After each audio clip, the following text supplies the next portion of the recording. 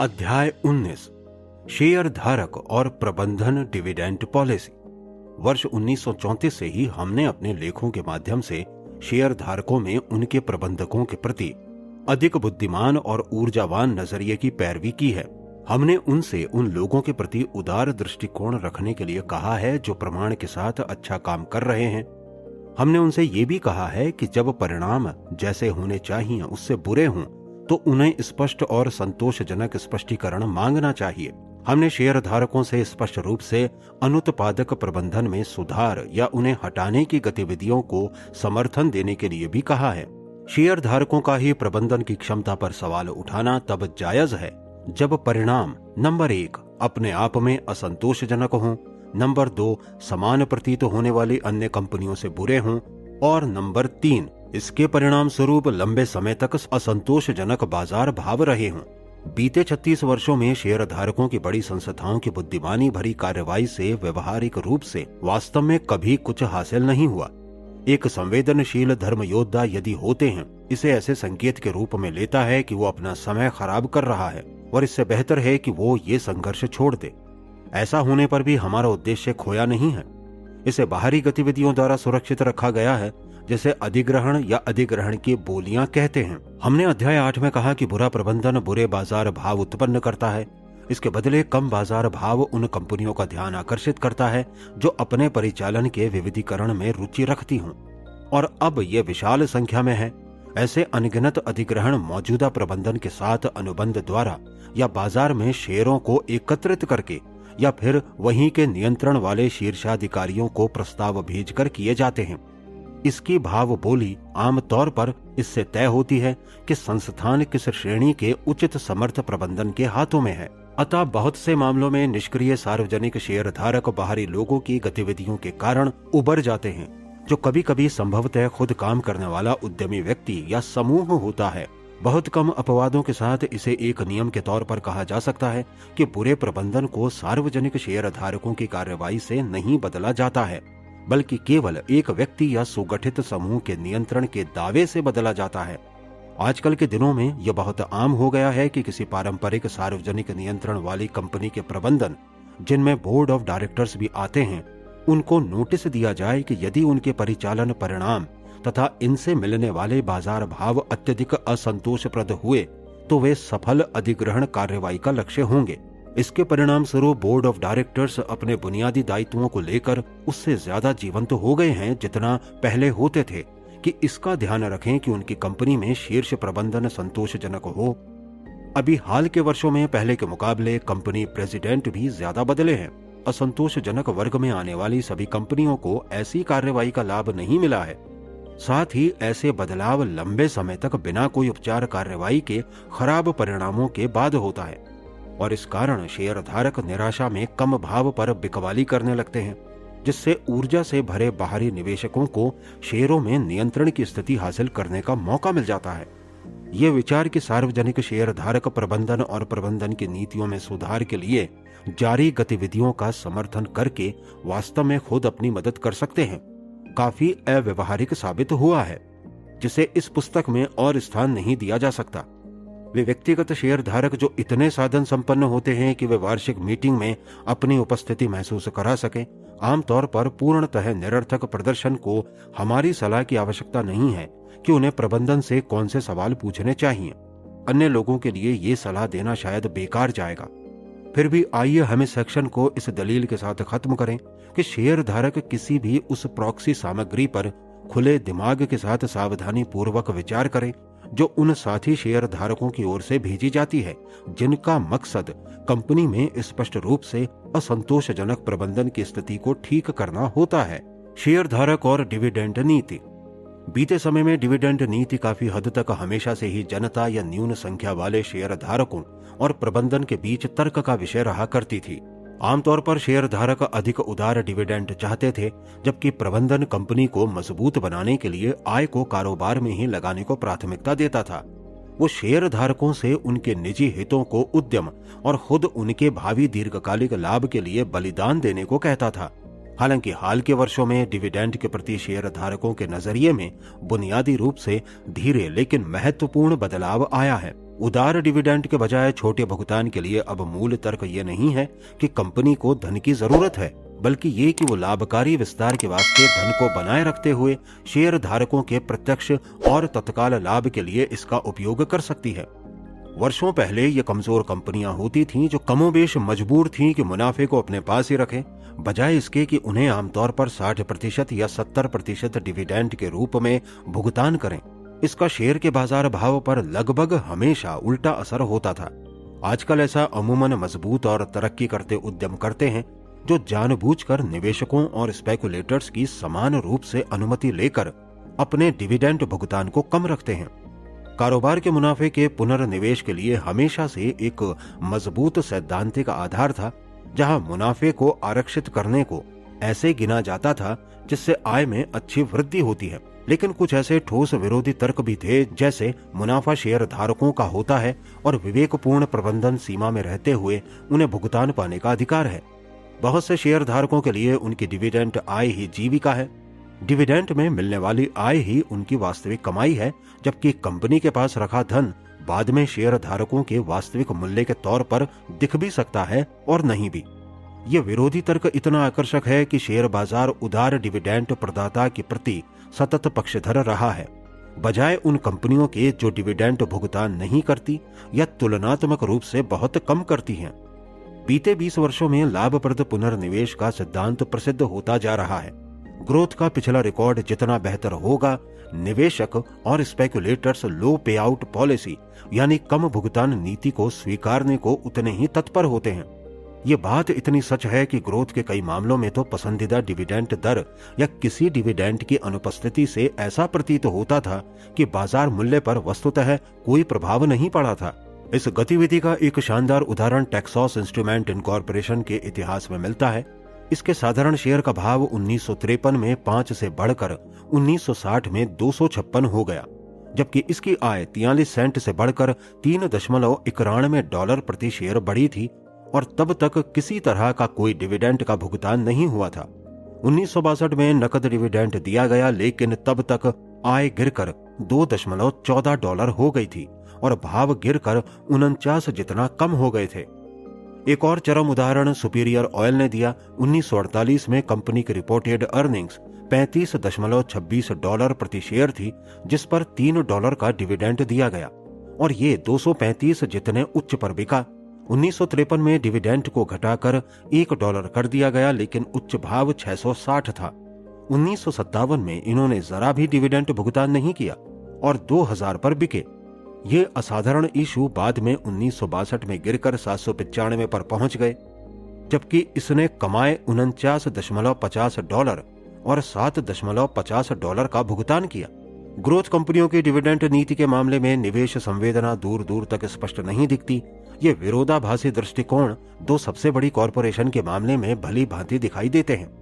American telephone and telegraph और international business machines American tel and tel को अच्छी तरक्की की संभावना वाला इशू माना जाता था, जो इस तथ्य में दिखाई देता था कि 1961 में ये अपनी वार्षिक आय से 25 गुना पर बिका था। फिर भी कंपनी के नकद डिविडेंड पॉलिसी में पहला महत्व निवेश और स्पेकुलेटिव पर ध्यान देने पर ही रहा। उसकी भाव की बोली में डिविडेंड दर में आसान वृद्धि की अफवाह मात्र पर सक्रिय प्रतिक्रिया मिलती थी।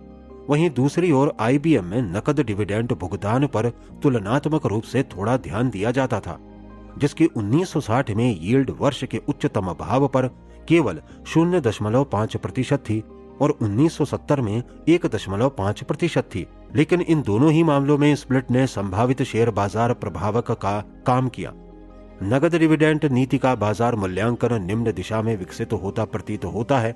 जहां ग्रोथ पर मुख्य जोर नहीं दिया जाता, वहां स्टॉक को आय के इशू के तौर पर रेट किया जाता है और डिविडेंड दर बाजार मूल्य के प्रमुख निर्धारक के रूप में लंबे समय तक अपने महत्व को बरकरार रखती है। दूसरे चरम पर स्पष्ट रूप से तेजी से ग्रोथ श्रेणी में पहचाने जाने वाले शेयरों का मूल्यांकन मुख्य रूप से अगले दशक में अपेक्षित ग्रोथ रेट के संदर्भ में किया जाता है तथा नकद डिविडेंड दर हिसाब किताब से कमोबेश बाहर रहती है।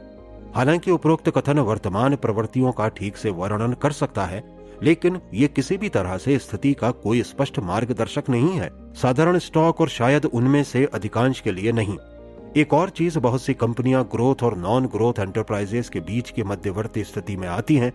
ये कहना कठिन है कि ऐसे मामलों में ग्रोथ फैक्टर को कितनी अहमियत देनी चाहिए और बाजार के दृष्टिकोण में साल दर साल बुनियादी बदलाव हो सकते हैं। दूसरे, इसमें कुछ मिथ्याभास भी प्रतीत होता है कि धीमी ग्रोथ कंपनियों की आवश्यकता हो जिससे नकद डिविडेंड को लेकर ज्यादा उदार हुआ जा सके, क्योंकि ये आमतौर पर कम समृद्ध उद्यम होते हैं और अतीत में कंपनी जितना ज्यादा समृद्ध होती थी उनसे उतने ही अधिक उदार और बढ़ने वाले दोनों ही तरह के भुगतानों की उम्मीद रहती थी। हमारा मानना है कि शेयर धारकों को अपने प्रबंधन से मांग करनी चाहिए कि या तो आय का सामान्य भुगतान करे, जो मान लीजिए 2/3 के क्रम में हो, या साफ तौर पर स्पष्टीकरण दें कि पुनः निवेशित मुनाफे से प्रति शेयर आय में संतोषजनक वृद्धि हुई है। ऐसा स्पष्टीकरण आमतौर पर केवल मान्यता प्राप्त ग्रोथ कंपनी ही कर सकती है, लेकिन बहुत से अन्य मामलों में कम भुगतान साफ तौर पर फेयर वैल्यू से कम औसत बाजार भाव का कारण होता है और इसीलिए शेयर धारक को जानकारी लेने और संभवतः शिकायत करने का पूरा अधिकार है। कंजूस नीति किसी कंपनी पर अक्सर तब लागू की जाती है जब इसकी वित्तीय स्थिति तुलनात्मक रूप से कमजोर हो और इसे अपने सभी या अधिकांश कमाई साथ ही मूल्य पतन चार्ज की जरूरत होती है ताकि कर्ज चुकाया जा सके और अपनी कार्यशील पूंजी की स्थिति को मजबूत किया जा सके। जब ऐसा हो तो शेयर धारक सिवाय प्रबंधन को कोसने के अलावा कुछ और नहीं कर सकता जिसने कंपनी को इतनी असंतोषजनक वित्तीय स्थिति पर पहुंचने दिया।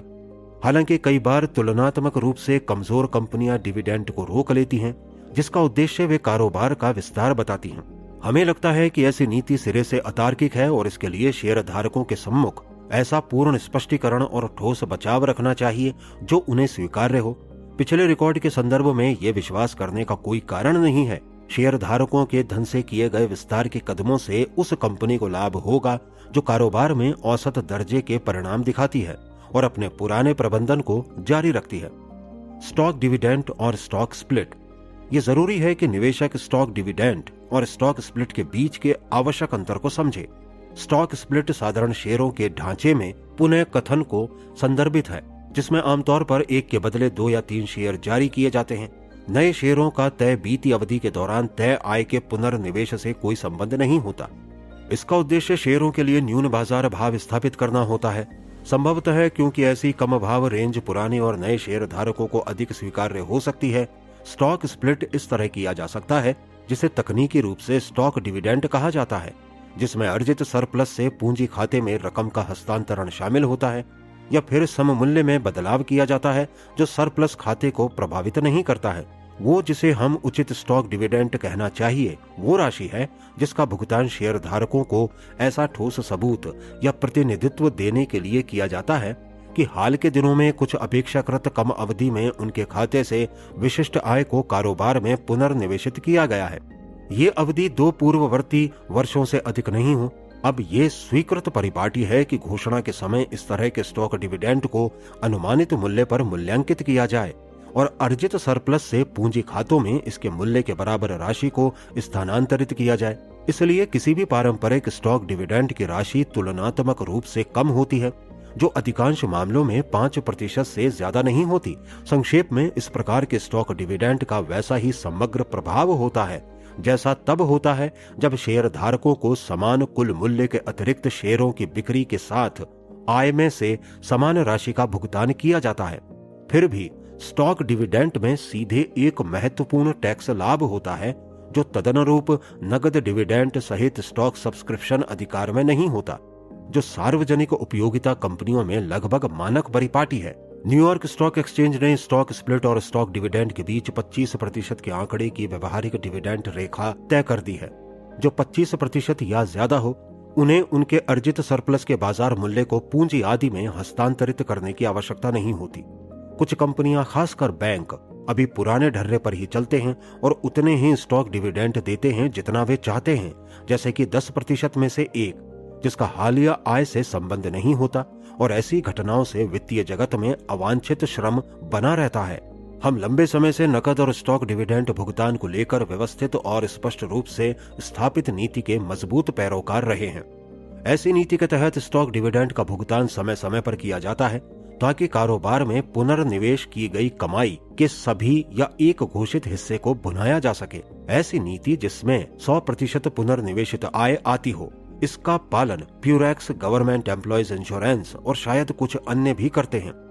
इस विषय के अधिकांश अकादमिक लेखक हर प्रकार के स्टॉक डिविडेंड को खारिज करते हैं। वे जोर देकर इसे केवल कागज का टुकड़ा बताते हैं जिससे शेयर धारकों को उसके अलावा ऐसा कुछ नहीं मिलता जो उनके पास पहले नहीं था, और वे अनावश्यक खर्च और कष्ट दर्शाते हैं। हम इसे पूरी तरह अव्यवहारिक नजरिया मानते हैं जो निवेशक की व्यवहारिक और मनोवैज्ञानिक वास्तविकताओं पर ध्यान देने में विफल रहा है। सच है, एक आवधिक स्टॉक डिविडेंड, मान लीजिए 5% का, उससे केवल स्वामी के निवेश के प्रारूप का ही बदलाव होता है। उनके पास 100 की जगह 105 शेयर होंगे, लेकिन बिना स्टॉक डिविडेंड के मूल 100 शेयर उसी स्वामित्व हित के साथ अब 105 शेयरों में सन्निहित हैं। फिर भी प्रारूप में बदलाव वास्तव में उसके लिए अहम और मूल्यवान चीजों में से एक है। यदि वो अपने हिस्से के पुनर्निवेशित मुनाफे को नकद करने की इच्छा रखता हो तो वो उस भेजे नए सर्टिफिकेट को बेचकर कर सकता है, बजाय इसके कि अपने मूल सर्टिफिकेट को तोड़े। वो सभी 105 शेयरों पर एक जैसी नकद डिविडेंड दर पाने का भरोसा कर सकता है, जैसा कि पहले 100 शेयरों पर मिलती थी। बिना स्टॉक डिविडेंड के नकद डिविडेंड दर में 5% वृद्धि की संभावना लगभग उतनी नहीं होती। आवधिक स्टॉक डिविडेंड पॉलिसी का फायदा सबसे ज्यादा तब प्रमाणित होता है जब इसकी तुलना उदार नकद डिविडेंड देने तथा पश्चात शेयर धारकों को अतिरिक्त शेयर सब्सक्रिप्शन अधिकार द्वारा बेचकर बड़ी मात्रा में धन वापस लेने वाली पब्लिक यूटिलिटी कंपनी की आम परिपाटी से की जाए। जैसा कि हमने उल्लेख किया, शेयर धारक अपने आप को बिल्कुल उसी स्थिति में पाता है यदि उसे नगद डिविडेंड और इसके बाद शेयर सब्सक्रिप्शन के लोकप्रिय गठजोड़ की जगह स्टॉक डिविडेंड मिला हो, सिवाय इसके कि इससे आयकर बचे जो अन्य नकद डिविडेंड के लिए चुकाना होता है। जो कोई भी अतिरिक्त शेयरों के बिना अधिकतम वार्षिक नगद आय चाहता हो या इच्छा रखता हो, वो ऐसा परिणाम अपने स्टॉक डिविडेंड बेचकर हासिल कर सकता है, उसी तरह जैसे वे अपने सब्सक्रिप्शन अधिकारों को वर्तमान परिपाटी के तहत बेचते हैं। वर्तमान stock dividend plus subscription rights के लिए स्टॉक डिविडेंड्स को प्रतिस्थापित करने से जो कुल आयकर राशि बचाई जा सकती है वो बहुत बड़ी होती है। हम आग्रह करते हैं कि पब्लिक यूटिलिटीज ये बदलाव अमेरिकी ट्रेजरी पर उसके प्रतिकूल प्रभाव के बावजूद करें, क्योंकि हम आश्वस्त हैं कि आय पर दूसरा व्यक्तिगत आयकर लगाना पूरी तरह से अनुचित है, जो वास्तव में शेयर धारकों द्वारा प्राप्त नहीं की जाती है, क्योंकि कंपनियां स्टॉक की बिक्री के माध्यम से वही पैसा वापस लेती हैं। कुशल कॉरपोरेशन अपनी सुविधाओं, उनके उत्पाद, उनकी बुककीपिंग, उनके प्रबंधन प्रशिक्षण कार्यक्रम, उनके कर्मचारी संबंध को लगातार आधुनिक बनाते जा रहे हैं। अब ये जरूरी है कि वे अपने प्रमुख वित्तीय अभ्यासों के आधुनिकीकरण के बारे में सोचें। इनमें डिविडेंड पॉलिसी भी कम अहम नहीं है। अध्याय 19 पर टिप्पणी। जी.सी. लिस्टेनबर्ग ने कहा है, सबसे खतरनाक असत्य वे होते हैं जो सत्य का थोड़ा विकृत रूप होते हैं। ग्राहम ने हार क्यों मानी? द इंटेलिजेंट इन्वेस्टर का शायद ही ऐसा कोई हिस्सा होगा जिसमें ग्राहम ने इतना ज्यादा बदलाव किया हो जितना इसमें हुआ है। पहले संस्करण में ये अध्याय उन जोड़ियों में से एक था जो लगभग 34 पृष्ठों तक चलता था। वो मूल खंड निवेशक बतौर कारोबार मालिक, शेयर धारक के मतदान अधिकार, कॉरपोरेट प्रबंधन की गुणवत्ता परखने के तरीके तथा आंतरिक और बाहरी निवेशक के बीच हित संघर्ष को पहचानने की तकनीकों से संबंधित था। हालांकि अपने अंतिम संशोधित संस्करण में ग्राहम ने संपूर्ण चर्चा को संक्षेप में डिविडेंड पर 8 पृष्ठों में कम तक छोटा कर दिया था। ग्राहम ने अपने मूल तर्क को 3/4 से ज्यादा क्या काट दिया।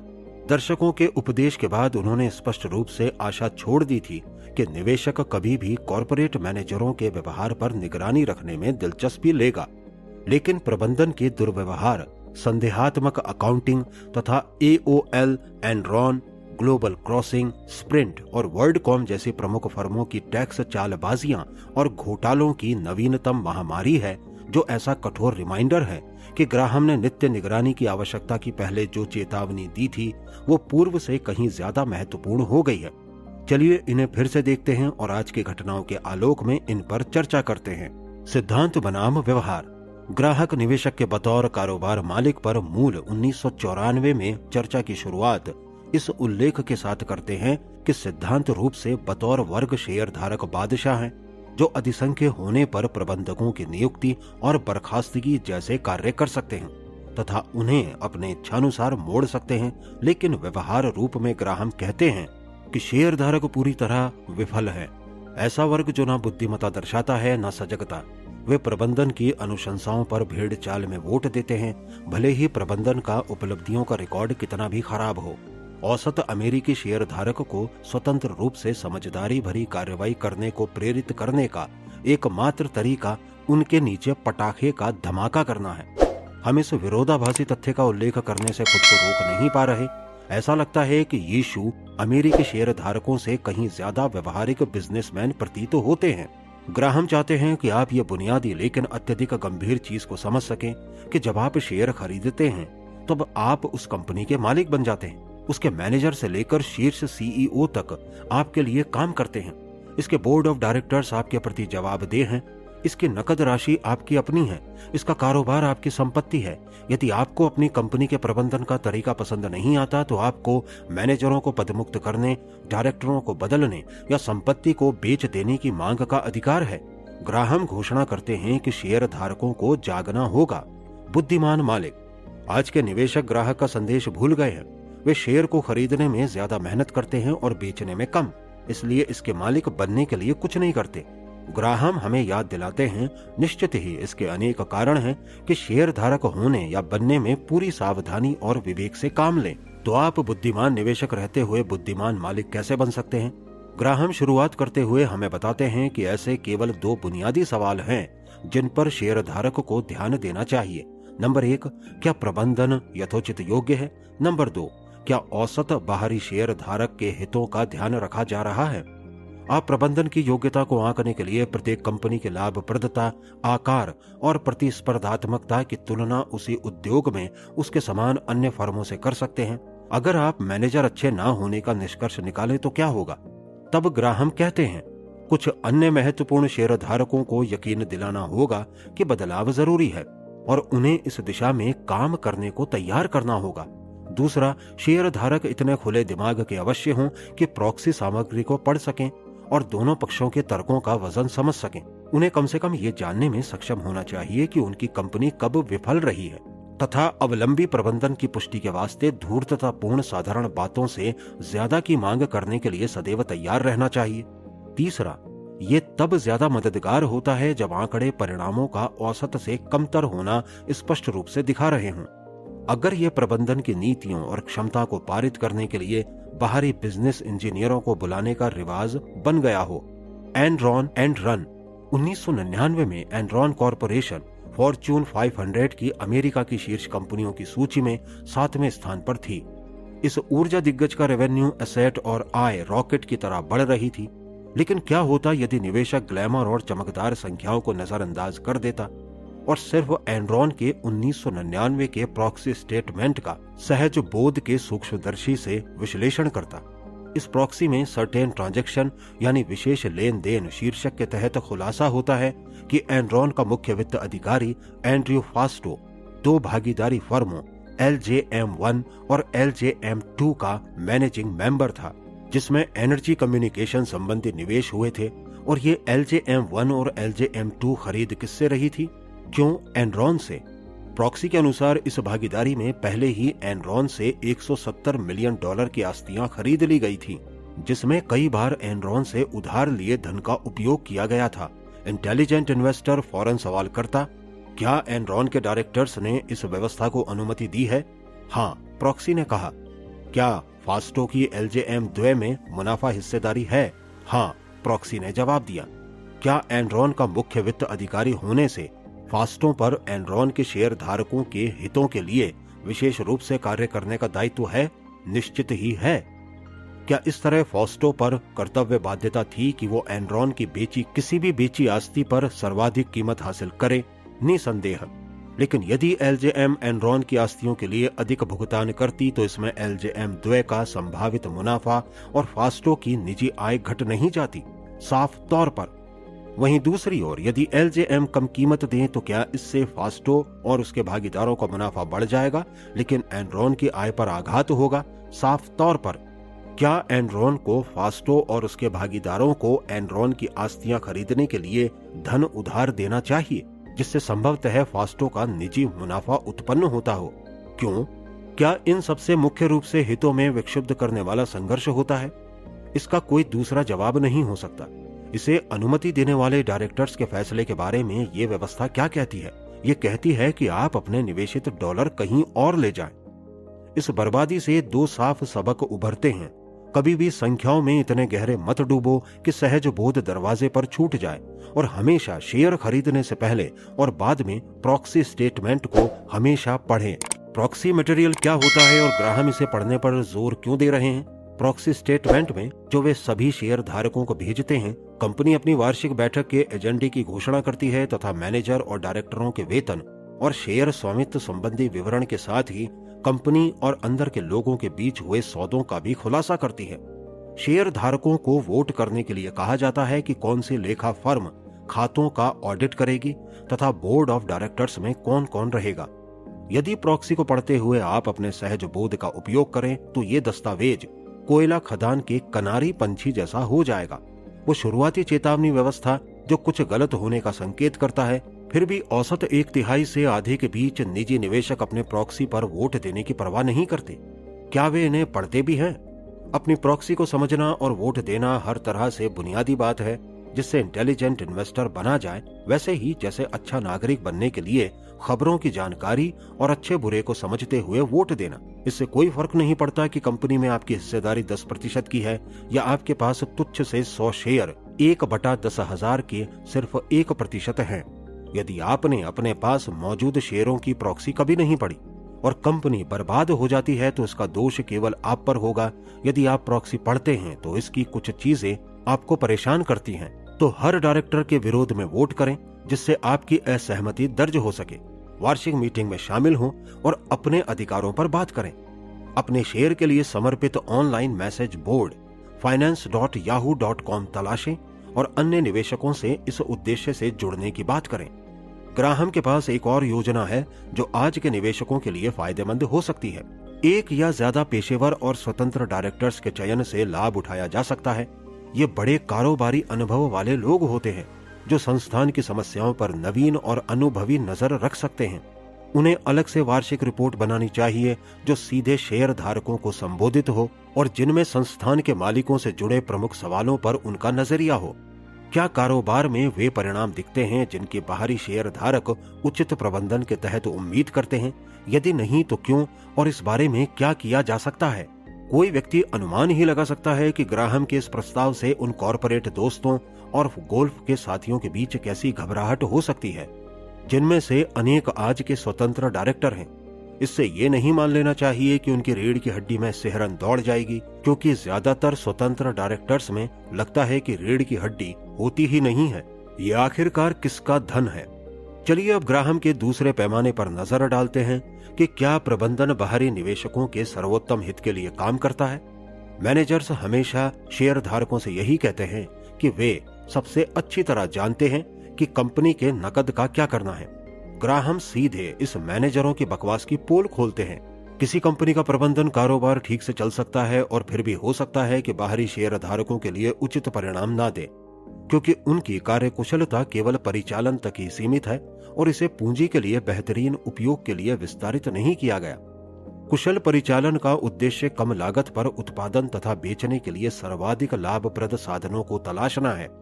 कुशल वित्त प्रबंधन के लिए जरूरी है कि शेयर धारकों का धन उनके लिए सर्वाधिक उपयुक्त प्रारूप में काम करे। ये ऐसा सवाल है जिसमें प्रबंधन की सबसे कम दिलचस्पी होती है। वास्तव में ये लगभग हमेशा ही धारक से उतना धन चाहता है जितना वो हासिल कर सके, जिससे खुद अपनी वित्तीय समस्याएं न्यूनतम कर सके। इस तरह पारंपरिक रूप से प्रबंधन उस पूंजी से ज्यादा पर परिचालन करता है जितनी उसकी आवश्यकता है। यदि शेयर धारक की अनुमति मिले, जो अक्सर मिल जाती है। 1990 के दशक के अंत में 2000 की दशक की शुरुआत में प्रमुख टेक्नोलॉजी कंपनियों के प्रबंधनों ने इस डैडी नोज बेस्ट की प्रवृत्ति को नए चरम पर पहुंचा दिया। इस तर्क के अनुसार आप डिविडेंड क्यों लेना चाहते हैं जब हम इस नकद राशि को आपके लिए निवेश करके इसे शेयर भाव बढ़त में बदल सकते हैं। जरा देखो हमारा स्टॉक किस तरह चढ़ रहा है। क्या यह साबित नहीं करता कि हम आपकी पैनी को डॉलर में आपसे ज्यादा अच्छी तरह से बदल रहे हैं? अविश्वसनीय रूप से निवेशक इस जाल में पूरी तरह फंस गए। 1999 आने तक डैडी नोज बेस्ट ऐसा ब्रह्म वाक्य बन गया कि जनता को पहली बार स्टॉक बेचने वाली कंपनियों में से सिर्फ 3.7% ने उस वर्ष डिविडेंड भुगतान किया, जो 1960 के दशक के सभी आईपीओ के औसत 72.1% से बहुत कम था। लेकिन डैडी नोज बेस्ट बस बहाना था। यहाँ कुछ कंपनियों ने इस नकद का अच्छा इस्तेमाल किया, वहीं शेष अधिकतर दो वर्गों में आती हैं, जिन्होंने इसे व्यर्थ गंवा दिया और जिन्होंने इसे उससे भी ज्यादा तेजी से जमा किया जितनी से संभवतः खर्च कर पाते। पहले समूह में Priceline.com ने 2000 में ग्रोसरी और गैसोलीन जैसे मूर्खतापूर्ण उपक्रमों की शुरुआत करने के नुकसान में $67 मिलियन बर्बाद कर दिए, जबकि Amazon.com ने अपने शेयर धारकों की संपत्ति में से कम $233 मिलियन बैव वैन और Ashford.com जैसे डॉट बम में निवेश करके नष्ट कर दिए। अब तक रिकॉर्डेड सबसे बड़े दो नुकसान JDS यूनिफेस का 2001 में $56 बिलियन और AOL टाइम वार्नर का 2002 में $99 बिलियन तब हुए जब कंपनी ने डिविडेंड भुगतान के विकल्प की जगह अन्य फर्मों में विलय को चुना। इस वक्त जब उनके शेयर अत्यधिक और ओवर वैल्यू थे। दूसरे समूह में 2001 में अंत तक ऑरेकल कॉरपोरेशन ने $5 बिलियन नकद जमा कर लिया था। सिस्को सिस्टम्स ने कम से कम $7.5 बिलियन एकत्रित कर लिए थे। माइक्रोसॉफ्ट ने $38.2 बिलियन जितना ऊंचा नकद का पहाड़ जमा कर लिया था और ये $2 मिलियन प्रति घंटे की अधिक की औसत से बढ़ रहा था। आखिर बिल गेट्स अभी और कितनी धन वर्षा चाहते थे? अतः ये किस्सा संबंधी प्रमाण साफ तौर पर दर्शाते हैं कि अनेक कंपनियां नहीं जानती कि इस अतिरिक्त धन को अतिरिक्त रिटर्न में कैसे बदला जाए। सांख्यिकी साक्ष्य हमें क्या बताते हैं? मनी मैनेजर रॉबर्ट अर्नॉट और क्लिफोर्ड अस्नेस के अपने अनुसंधान में पाया कि जब वर्तमान डिविडेंड कम होता है तो भविष्य में कॉर्पोरेट आय भी कम हो जाती है, और जब वर्तमान डिविडेंड ऊंचा होता है तो ऐसा ही भावी आय में भी होता है। 10 वर्ष से ज्यादा अवधि में जब डिविडेंड ऊंचा था तब औसत रेट ऑफ अर्निंग्स ग्रोथ भी 3.9 बिंदु ज्यादा थी। कोलंबिया के लेखा प्राध्यापकों डॉरन निसिम और आमिर जिव ने पाया कि जिन कंपनियों ने अपना डिविडेंड बढ़ाया उन्हें न केवल बेहतर स्टॉक रिटर्न हासिल हुआ, बल्कि ये डिविडेंड वृद्धि कम से कम 4 वर्षों तक डिविडेंड बदलाव के बाद भविष्य की उच्च लाभकारिता से संबंधित रही।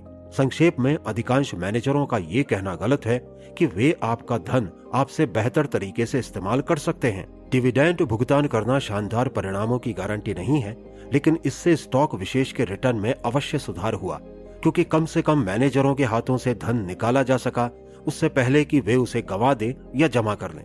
कम पर बेचना, ज्यादा पर खरीदना। इस तर्क पर क्या कहना है जहां कंपनियां अधिशेष नकद को अपने ही शेयर खरीदने में बेहतर इस्तेमाल कर लेती हैं? जब कोई कंपनी अपने ही शेयरों को वापस खरीदती है तो इसके आउटस्टैंडिंग शेयरों की संख्या घट जाती है। भले ही उसकी शुद्ध आय स्थिर बनी रहती है, लेकिन कंपनी की आय प्रति शेयर में वृद्धि होगी। क्योंकि इसकी कुल आय कम शेयरों में फैली होगी, तब बदले में इसके शेयर का भाव बढ़ेगा।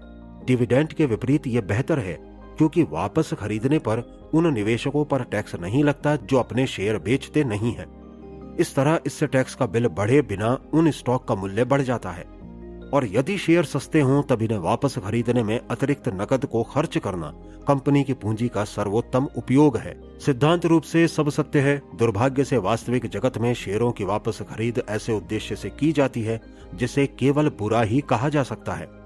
अब स्टॉक विकल्पों को बांटना अधिकारियों, विशेष रूप से हाईटेक इंडस्ट्री में की गई क्षतिपूर्ति का इतना बड़ा भाग है कि मैनेजर्स को ऐसे लाखों इश्यू जारी होते हैं जो इन्हें स्टॉक ऑप्शन के तौर पर भुनाते हैं। लेकिन इससे आउटस्टैंडिंग शेयरों की संख्या बढ़ जाती है और प्रति शेयर आय सिकुड़ जाता है।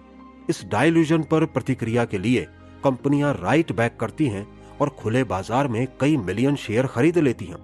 2000 तक कंपनियां अपनी कुल शुद्ध आय का आश्चर्यजनक 41.8% खर्च करके अपने खुद के शेयर खरीद रही थी, जो 1980 में 4.8% से ज्यादा था।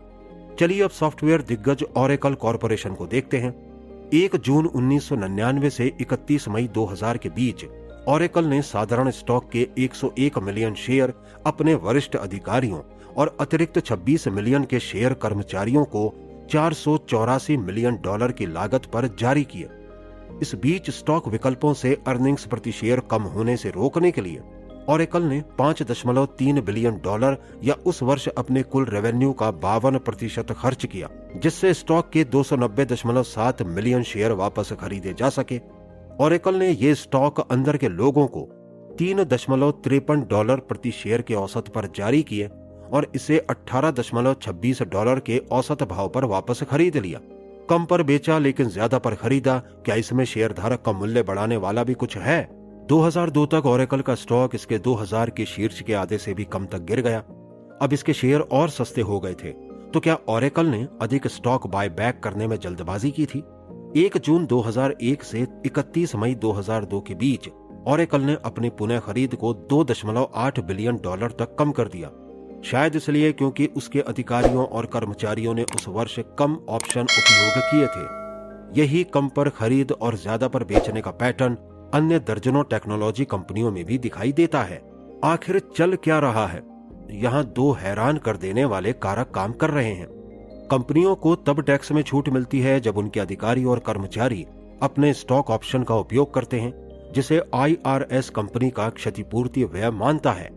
जैसे कि वित्त वर्ष 2000 से लेकर 2002 तक ओरेकल ने अंदर के लोगों के नकदीकरण द्वारा $1.69 बिलियन का टैक्स लाभ लिया। स्प्रिंट कॉरपोरेशन ने 1999 और 2000 में अपने अधिकारियों और कर्मचारियों द्वारा $1.9 बिलियन ऑप्शन का मुनाफा लेने से $678 मिलियन का टैक्स लाभ जेब में डाला। एक वरिष्ठ अधिकारी जिसे स्टॉक ऑप्शन से भारी लाभ होता है, उसका निहित स्वार्थ डिविडेंड से अधिक स्टॉक बायबैक में होगा। क्यों? तकनीकी कारणों से स्टॉक के चरम तक बढ़ जाने से आई भाव अस्थिरता से ऑप्शन का मूल्य भी बढ़ जाता है, लेकिन डिविडेंड शेयर के भाव के उतार चढ़ावों को निरुत्साहित करते हैं।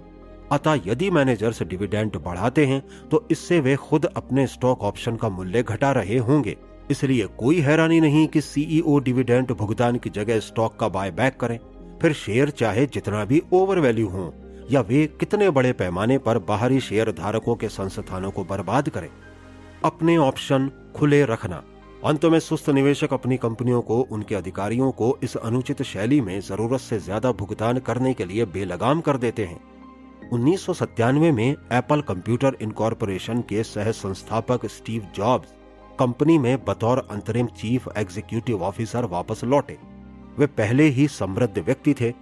जॉब्स ने $1 प्रति वर्ष नकद वेतन लेने पर जोर दिया। 1999 के अंत में जॉब्स को बतौर CEO बीते 21.5 वर्ष बिना क्षतिपूर्ति काम करने के लिए धन्यवाद के रूप में बोर्ड ने उन्हें अपना गल्फ स्ट्रीम जेट उपहार दिया, जिसकी कीमत कंपनी के लिए सिर्फ $90 मिलियन पड़ी। अगले महीने जॉब्स अपने पद शीर्षक से अंतरिम हटाने को तैयार हो गए और बोर्ड ने उन्हें 20 मिलियन के शेयर ऑप्शन से पुरस्कृत किया। तब तक जॉब्स के पास कुल मिलाकर एप्पल के केवल 2 शेयर थे। ऐसे ऑप्शन के पीछे का सिद्धांत ये है कि मैनेजरों और बाहरी निवेशकों के हित समानांतर हो जाए।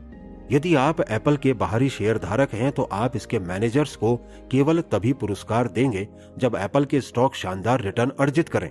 आपके और कंपनी के अन्य मालिकों के लिए संभवतः इससे ज्यादा न्याय संगत कुछ नहीं हो सकता, लेकिन जैसा कि वैनगार्ड फंड्स के पूर्व चेयरमैन जॉन बोगल ने उल्लेख किया कि लगभग सभी मैनेजर अपने ऑप्शन निष्पादित करने के फौरन बाद इन्हें बेच देते हैं, तो किस तरह कई मिलियन शेयरों को शीघ्र लाभ के लिए उतारने से उनके हित कंपनी के दीर्घावधिक निष्ठावान शेयर धारकों के समान हो सकते हैं।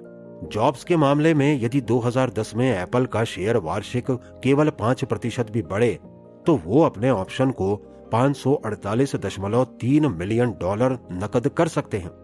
दूसरे शब्दों में, यदि एप्पल के स्टॉक समस्त स्टॉक मार्केट में दीर्घावधिक औसत रिटर्न का आधा भी नहीं कमा पाया तो भी जॉब्स को $500 बिलियन मिल जाएगा।